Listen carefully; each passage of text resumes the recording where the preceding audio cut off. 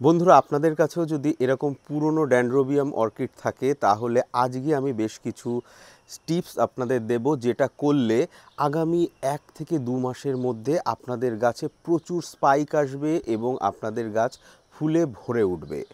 মোটামুটি September October মাস হচ্ছে ড্যান্ড্রোবিয়াম অর্কিডের ফ্লাওয়ারিংয়ের best সময়, এবং ওই সময় যদি এই অর্কিডের স্পাইক চলে আসে একাধিক, তারপর কিন্তু আস্তে আস্তে টেম্পারেচার কমে যায় বাতাসের, কারণ শীত আসতে থাকে অক্টোবর নভেম্বর মাসে। সেই সময় যদি গাছে আমাদের ফুল ফুটে থাকে তখন সেই ফুলের লংজিভিটি অনেক বেশি দিন থাকে, অন্তত সেই ফুল আমাদের প্রায় শীতকালের শেষ পর্যন্ত অনেক ক্ষেত্রে চলে যায়। তাহলে আজকে আমরা ড্যান্ড্রোবিয়াম অর্কিডের পুরনো গাছের ম্যানেজমেন্ট সম্পর্কে আলোচনা করব। চলুন বন্ধুরা, তাহলে শুরু করা যাক। আমার কাছে যে গাছটা এখনই দেখতে পাচ্ছেন, এই গাছটা 2-3 বছরের পুরনো গাছ। দেখছেন কোনো যত্ন নেই, একদম পুরো বিনা যত্নে পড়ে আছে। অর্কিড হচ্ছে এমন একটা জিনিস যেটা বিনা যত্নেও আপনাকে এরকম সুন্দর ফুল দিতে পারে। এখানে আরও অনেক স্পাইক ছিল, আরও 3খানা স্পাইক ছিল।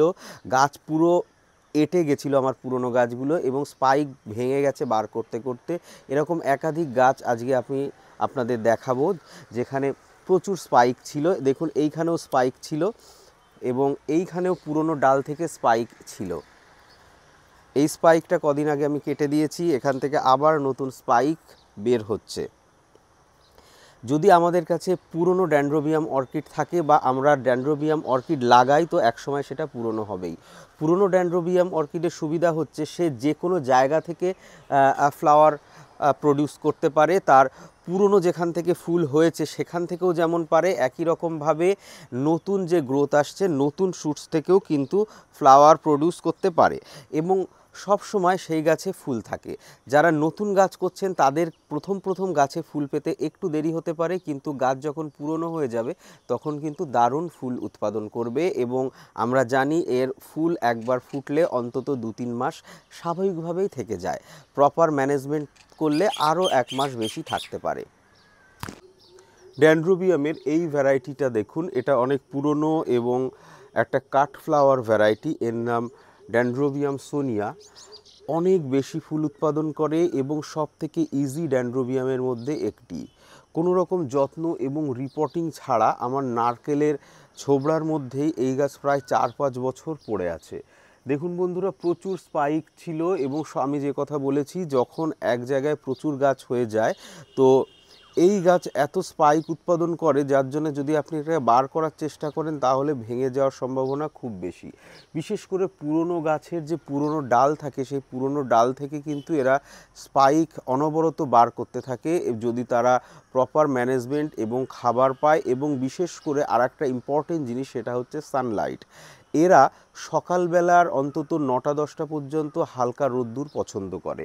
আমার এই গাছগুলো যেহেতু কোনো কেয়ারিংয়ের মধ্যে ছিল না, পুরনো হার্ডি গাছ, সেজন্য এরা কিন্তু অনবরত ফুল উৎপাদন করে চলেছে, কারণ এরা সানলাইট পাচ্ছে, ডিফিউজ সানলাইট তো পাই, তাছাড়া সকালবেলার হালকা মিষ্টি আলো এবং রোদটা দুটোই পায়, যার জন্যে কিন্তু অনেক বেশি ফুল হয়। ড্যান্ড্রোবিয়াম অর্কিডের ক্ষেত্রে এটা ভীষণ প্রয়োজন। অন্যদিকে ফেলোনপসিস অর্কিডের ক্ষেত্রে এটা অনেক কম হলেও চলে। ড্যান্ড্রোবিয়াম এবং ভ্যান্ডা অর্কিডে যদি সকালবেলার রোদ পায় তাহলে কিন্তু ফুল অনেক বেশি হয়। আজকে টিপস দেব হচ্ছে পুরনো গাছের ক্ষেত্রে আমরা কি করব। তাহলে আর বেশি না গেজিয়ে আসল বিষয়ে চলে যাওয়া যাক। প্রথমেই বলি, পুরনো গাছের ক্ষেত্রে দুরকমভাবে এই জিনিসটা করা যায়। এখন যে গাছগুলো দেখাচ্ছি, বিশেষ করে এই গাছগুলোর প্রবলেম হলো এখানে যে মিডিয়া ইউজ করা রয়েছে সেই মিডিয়াতে কিন্তু নারকেলের ছোবড়া আছে, এবং এই গাছগুলো বেশ অনেক পুরনো। এই গাছের রিপোর্টিং করা হয়নি প্রায় 3-4 বছর। সেজন্য দেখুন শিকড়গুলো কীরকম বড় হয়ে গেছে। তবে এই গাছ আর বেশি দিন এখানে রাখা যাবে না। এই গাছকে সম্পূর্ণভাবে রিপোর্টিং করে আমাদেরকে সেই সেম ম্যানেজমেন্টটা করতে হবে। আর এক ধরনের গাছ হয় যেগুলোকে পার্মানেন্ট মিডিয়াতে আছে, যেগুলো কেবলমাত্র নারকোলের ছোবড়া ব্যতি রেখে বাকি দুটো উপাদান ব্যবহার করা হয়েছে, যেমন ধরুন যে ঝামা ইটের টুকরো এবং কাঠকয়লা। সে সমস্ত গাছের ক্ষেত্রে এই ম্যানেজমেন্টটা অনেক ইজি। আজকে এই দুটো বিষয় দেখাবো। প্রথমে এই খারাপ গাছগুলোকে কী করে ঠিক করা যায় সেগুলো দেখিয়ে নেব, কারণ আমাদের অনেক বন্ধুদের কিন্তু এই প্রবলেমটা আছে যারা অনেক পুরনো অর্কিড রাখছেন এবং পুরনো গাছ হয়ে গেছে তাদের কাছে দীর্ঘদিনের, সেরকম কিছু গাছ দিয়ে তাহলে আজকের ভিডিও শুরু করা যাক। দেখুন এই গাছটা প্রায় ৩-৪ বছর ধরে এই মিডিয়াতে রয়েছে। এটাতে মেনলি নারকোলের কিছুটা ছোবড়া ছিল এবং তার সাথে সাথে কিছু চারকোল ছিল। ঝামা ইটের টুকরো প্রায় ছিলই না, কারণ সে সময় আমার কাছে ঝামা ইট ছিল না। আমি ঝামা ইট অনেক কষ্টে পরে জোগাড় করেছি। আমার এখানে ঝামা ইট একদমই পাওয়া যায় না, কেবলমাত্র ইটের টুকরোই ব্যবহার করা যায়। তবুও বর্তমানে কিছু ঝামা ইট আমার কাছে রয়েছে। এখানে দেখুন এই নারকোলের ছোবড়া দীর্ঘদিন থাকার কারণে অনেক রুট কিন্তু ড্যামেজ হয়ে গেছে। যদিও অর্কিডের ক্ষেত্রে এটা একটা কমন ব্যাপার যে পুরনো শিকড়গুলো নষ্ট হয়ে যায় এবং নতুন শিকড়গুলো তার খাবার সংগ্রহ করে, জল শোষণ করে নেয় এবং সেইখান থেকে আবার নতুন গ্রোথ আসে। ড্যানড্রোবিয়াম অর্কিডের ক্ষেত্রে পুরনো গ্রোথ ধীরে ধীরে শুকিয়ে যায় এবং সেখান থেকে রস শোষণ করে তার নতুন গ্রোথগুলো পুষ্ট হয়। পরবর্তীতে সেই পুরনো অংশ চাইলে আমরা ছেঁটে ফেলে দিতে পারি। এই পুরনো পোর্শনটা ছেঁটে আমরা নতুন চারা তৈরি করতে পারি। তবে এটা গাছের সাথে থাকলেও বিশেষ সমস্যা হয় না। তবে অনেক ক্ষেত্রে দেখতে খারাপ লাগে, সেজন্য রিপোর্টিং করার সময় পুরনো অংশ ছেঁটে ফেলে দিতে হয়। দেখুন বন্ধুরা, নতুন যে লাস্ট কেনটা ছিল তার গোড়া থেকে কিন্তু আর একটা নতুন গ্রোথ আসতে শুরু করেছে। যদি এটাকে আপরুটেড করা না হতো তাহলে ওটাই আস্তে আস্তে বাড়তো এবং নতুন করে শিকড় উৎপাদন করত এবং গাছ আবার ঠিক হয়ে যেত। দেখুন বন্ধুরা, এই লাস্ট যে গ্রোথটা আছে ওই গ্রোথের তলা থেকে নতুন গ্রোথ আসবে, কিন্তু পেছন দিকের যে ডালগুলো রয়েছে বা কেনগুলো রয়েছে সেইগুলো থেকে সেরকমভাবে গ্রোথ পাওয়া যায় না, খুব একটা, খুব রেয়ার কেসে পাওয়া যায়। সেই জন্য পুরনো ওই পোর্শনটা যেটা আমি দেখাচ্ছি হাত দিয়ে, এটা আমি কেটে ফেলে দেব।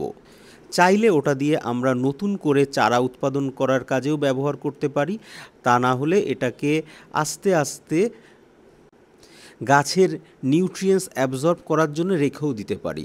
তবে আমি এটাকে কেটে ফেলে দেব এবং কেটে ফেলে দেওয়াই শ্রেয়, কারণ কেটে ফেলে দিলে গাছটা একটা নতুন টবে ভালো করে সেট করা যাবে এবং নতুন করে আবার তৈরি হয়ে যাবে। দেখুন বন্ধুরা, আমিও এই পোর্শনটা ছেঁটে ফেলবো। ছেঁটে ফেলার পরে ওখানে একটু অ্যান্টিফাঙ্গাল লাগিয়ে দিতে পারি বা হাইড্রোজেন পারঅক্সাইড দিয়ে মুছে দিতে পারি। এইটুকু ছাঁটাতে কিন্তু কোনো সমস্যা হবে না। তবে এই পুরনো নিস্তেজ হয়ে যাওয়া ড্রাই শুকনো শিকড়গুলোকে আমাদের ছেঁটে ফেলতে হবে। আমরা ছেঁটে ফেলার পরে যেটা করণীয়, আমরা এটাকে অ্যান্টিফাঙ্গাল বা যে কোনো ধরনের ছত্রাকনাশকের জলে অন্তত 10-15 মিনিট এটাকে চুবিয়ে রাখতে পারি। আমাদের কাছে অ্যান্টিফাঙ্গাল না থাকলে আমরা হাইড্রোজেন পারঅক্সাইড দিয়েও এই সেম প্রসিডিওরটা আমরা করতে পারি। দেখুন বন্ধুরা, এটা আর একটা 4 বছরের পুরনো ড্যানড্রোবিয়াম অর্কিড। দেখুন এখানে কিছু কিছু পুরনো কেন একদম নিস্তেজ হয়ে নরম হয়ে পচে যায়। এইগুলোকে আমাদেরকে ছেঁটে ফেলে দিতে হবে এবং দেখতে হবে যে গাছগুলো একদম নিচের দিকে নেমে গেছে, অর্থাৎ সেখান থেকে এই ডালগুলো থেকে সমস্ত পুষ্টি গাছের শোষণ করা হয়ে গেছে, সেইগুলো আমাদেরকে বার করে ফেলতে হবে। আমরা সেইগুলো কেটে ফেলতে পারি বা অনেক ক্ষেত্রে দেখা যায় যে হালকা টান দিলেই এগুলো একদম উঠে চলে আসে। দেখুন কি পরিমাণে এতে ডাল রয়েছে এবং এই যেগুলো টানলে আসবে না সেগুলো আমাদেরকে এইভাবে কেটে বাদ দিতে হবে। এরপর ফুল শেষ হয়ে যাওয়ার পর এই যে শুকনো স্পাইকের অংশগুলো ছিল এগুলোকেও আমাদের ছেঁটে ফেলে দিতে হবে। তারপরে এখান থেকে কিন্তু আমরা আবার নতুন শুটস পাবো বা অনেক ক্ষেত্রে নতুন স্পাইক চলে আসে। এ সময় আমরা চাইলে পুরনো এরকম বড় গাছকে ভেঙে দুভাগও করে নিতে পারি। এক্ষেত্রে আমরা দুটো গাছ পেয়ে গেলাম এই গাছটা থেকে। দেখুন এর গোড়ায় প্রায় আমি কোনো শিকড়ই রাখছি না, তবু ভয় পাওয়ার কোনো কারণ নেই, যেহেতু এটা পুরনো গাছ। আমরা রিপোর্টিং করে দেওয়ার পরেই কিন্তু অন্তত 2 সপ্তাহের মধ্যে আমরা নতুন করে গ্রোথ এবং শিকড় উভয় পেয়ে যাব এবং এরপর ধীরে ধীরে গাছ সুস্থ হয়ে উঠবে এবং নতুন স্পাইক চলে আসবে আশা করি আগামী 1-1.5 মাসের মধ্যেই। দেখুন দুটো সুন্দর গাছ পেয়ে গেলাম সেই পুরনো গাছ থেকেই। আজকের প্রথম পর্বের ভিডিওতে আমরা এই গাছের শিকড়ের ট্রিটমেন্ট করব এবং তাকে নতুন করে রিপোর্ট করব।